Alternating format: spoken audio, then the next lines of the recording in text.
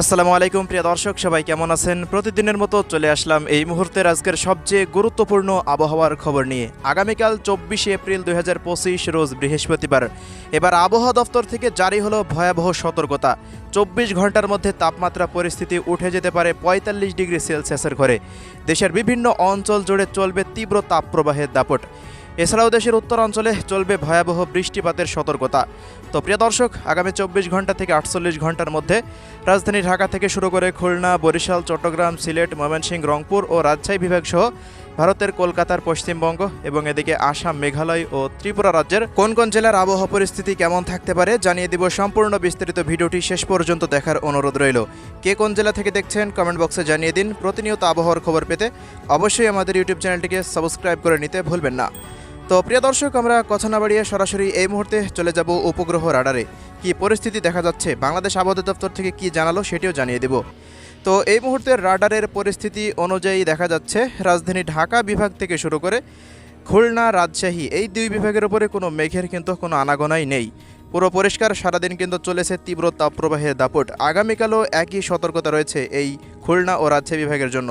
ঢাকা থেকে শুরু করে দেখুন এদিকে ঢাকা বিভাগের প্রত্যেকটা জেলার আকাশ পুরোপুরি মেঘমুক্ত রয়েছে। বরিশাল বিভাগেরও প্রত্যেকটা জেলার আকাশ কিন্তু পুরোপুরি মেঘমুক্ত দেখা যাচ্ছে, চট্টগ্রাম বিভাগেও। তবে সিলেট বিভাগে একটু আলাদা। তবে এদিকে রংপুর বিভাগেরও প্রত্যেকটা জেলার আকাশ পুরোপুরি পরিষ্কার রয়েছে, কোনো মেঘের আনাগোনা নেই। তবে প্রিয় দর্শক, এই মুহূর্তে বিশ্বম্ভরপুর এবং ফেনারবাগ, নেত্রকোনা এই অঞ্চলের দিকে তৈরি হলো শক্তিশালী কালবৈশাখীর মেঘ। আজ রাতের মধ্যে দেশের পূর্বাঞ্চলের বেশ কিছু জেলাতে, সিলেট বিভাগের সিলেট, সুনামগঞ্জ, মৌলভীবাজার, হবিগঞ্জ জেলার আশেপাশ দিয়ে বিভিন্ন গ্রাম অঞ্চলের ওপর দিয়ে বয়ে যেতে পারে তীব্র কালবৈশাখী ঝড়, শিলাবৃষ্টি ও বজ্রবৃষ্টি। এছাড়া এই মুহূর্তে ভারতের পশ্চিমবঙ্গের প্রত্যেকটা জেলার আকাশ পুরোপুরি পরিষ্কার দেখতে পাচ্ছি। কলকাতায় তেমন কোনো মেঘের আনাগোনা নেই। এদিকে ত্রিপুরা রাজ্যেরও আবহাওয়া মোটামুটি পরিষ্কার। আসাম, মেঘালয় রাজ্যে হালকা মেঘের আনাগোনার উপস্থিতি লক্ষ্য করা যাচ্ছে। পাশাপাশি এদিকে দেখুন দার্জিলিং, জলপাইগুড়ি, আলিপুরদুয়ার, কোচবিহার, কালিম্পংয়ের আশেপাশ দিয়ে কিছুটা মেঘের আনাগোনা রয়েছে। তো এই হলো রাডারের পরিস্থিতি। আমরা সরাসরি চলে যাব বৃষ্টিবাহী মোডে। তো প্রিয় দর্শক, বৃহস্পতিবার সকালের পর থেকে দেখা যাচ্ছে রাজধানী ঢাকা বিভাগের আশেপাশে কিছুটা মেঘের আনাগোনা থাকবে। তবে প্রত্যেক দিনের মতোই সিলেট অঞ্চলে রয়েছে বৃষ্টিপাতের সতর্কতা। সিলেট, চরখাই, বড়লেখা, কুলাউড়া, বানিয়াচং, এদিকে সিলেট শতকবাজার থেকে শুরু করে ফেনারবাগ, এদিকে জগন্নাথপুর, হাবিবগঞ্জ, কামালগঞ্জ থেকে শুরু করে নাসিরনগর এই অঞ্চলগুলোতে, হবিগঞ্জ, সুনামগঞ্জ, মৌলভীবাজার আশেপাশ দিয়ে কিন্তু ব্যাপক হারে বৃষ্টিপাতের সতর্কতা। পাশাপাশি নেত্রকোনা থেকে শুরু করে দেখা যাচ্ছে ফুলপুর, নলিতাবাড়ি, জামালপুর, শেরপুর এই অঞ্চলগুলোতে, ময়মনসিংহ বিভাগের বেশিরভাগ এলাকায় কিন্তু বৃষ্টিপাত হতে পারে এমনটাই দেখা যাচ্ছে। বাকি এদিকে ঢাকা বিভাগের কিশোরগঞ্জ, টাঙ্গাইলের আশেপাশ দিয়ে কিছুটা বৃষ্টিপাত থাকতে পারে। তবে এদিকে গাজীপুর থেকে শুরু করে মানিকগঞ্জ থেকে শুরু করে দেখা যাচ্ছে ফরিদপুরের আকাশ পরিষ্কার থাকবে, কিছুটা অস্থায়ীভাবে আংশিক মেঘলা থাকতে পারে আকাশ।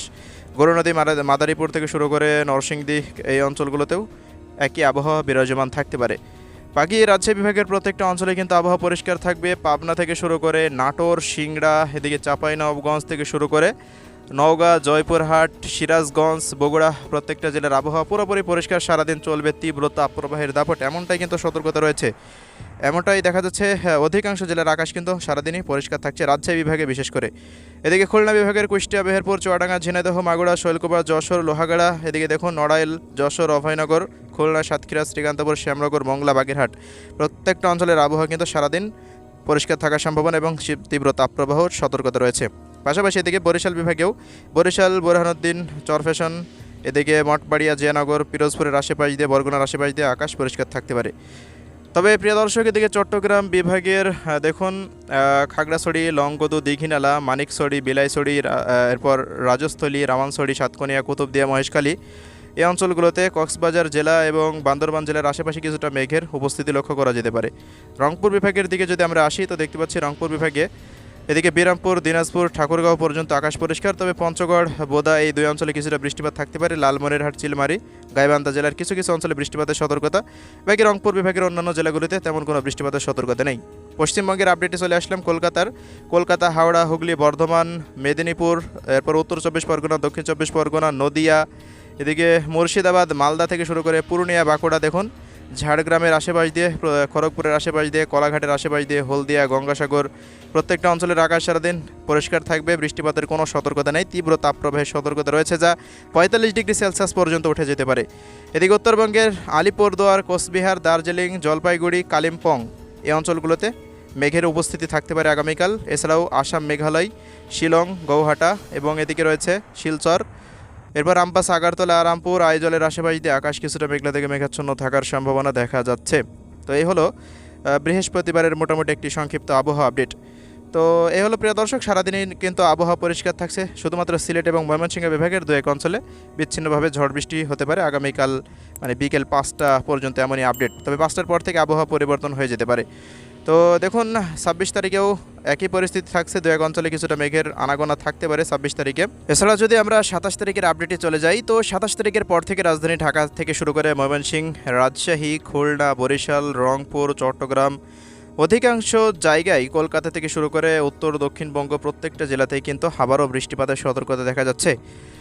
এছাড়াও 28 তারিখেও দু এক অঞ্চল জুড়ে কিন্তু বিচ্ছিন্নভাবে ঝড় বৃষ্টি থাকতে পারে, যেটি রংপুর বিভাগ হতে কিন্তু প্রবেশ করার সম্ভাবনা দেখা যাচ্ছে। 29 তারিখেও একই পরিস্থিতি বিরাজমান থাকবে। মানে 28 তারিখের পর থেকে 29, 30 এই 3 দিন কিন্তু আবারও বৃষ্টিপাতের সতর্কতা দেখা দিতে পারে দেশ জুড়ে। তবে 1 তারিখের পর থেকে আবহাওয়া পরিস্থিতি পরিবর্তন হয়ে যেতে পারে। তবে এত আগেই কিন্তু পূর্বাভাস দেওয়া সঠিক হবে না, তাই আমরা পরবর্তী আপডেট পরবর্তী কোনো ভিডিওতেই জানাবো। সর্বশেষ দেখিয়ে দিচ্ছি তাপমাত্রা পরিস্থিতি কেমন থাকতে পারে। তো রাজশাহী বিভাগের জেলাগুলিতে তাপমাত্রা কিন্তু 45 ডিগ্রি সেলসিয়াস পর্যন্ত উঠে যাওয়ার সম্ভাবনা রয়েছে। আগামীকাল কিন্তু 42 থেকে 43 ডিগ্রি সেলসিয়াসের ঘরে কিন্তু চলে যাবে। 43 কিন্তু আজকেই ছিল, আগামীকালও একই পরিস্থিতি থাকবে। চাঁপাইনবাবগঞ্জ, জয়পুরহাট, নওগাঁ জেলার আশেপাশে, এদিকে রংপুর, ঘোড়ারঘাট, গাইবান্ধার আশেপাশেও একই পরিস্থিতির বিরাজমান থাকতে পারে, এমনটা কিন্তু দেখা যাচ্ছে।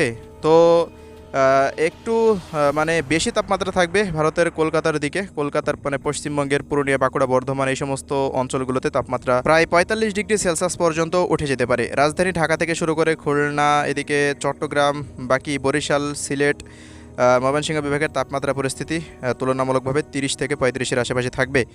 আসাম, মেঘালয় রাজ্যেও তাপমাত্রা স্বাভাবিক থাকার সম্ভাবনা রয়েছে, এমনটাই কিন্তু এই মুহূর্তে সর্বশেষ আপডেট অনুযায়ী আমরা দেখতে পাচ্ছি।